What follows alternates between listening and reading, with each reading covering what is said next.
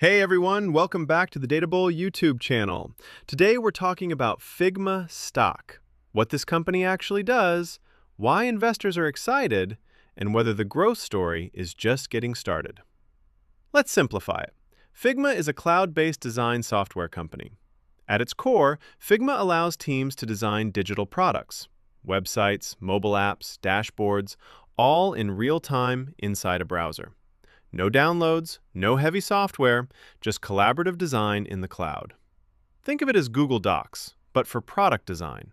That's powerful, because modern companies build digital products, and digital products need design.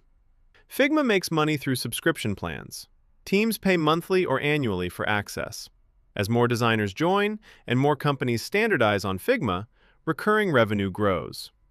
Now here's why investors are paying attention. Figma isn't just a design tool. It's becoming the default platform where product teams collaborate. Designers, developers, product managers, all working in one place.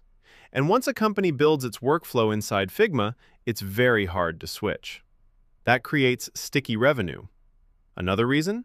Figma is expanding. It now offers whiteboarding tools, developer handoff features, and enterprise-level collaboration. It's moving beyond just designers. It's becoming part of the entire product development process. And in a world where every company is building apps, software, and AI tools, that's a big opportunity. Now, from an investing perspective, this is a classic SaaS model. High margins, recurring revenue, scalable growth.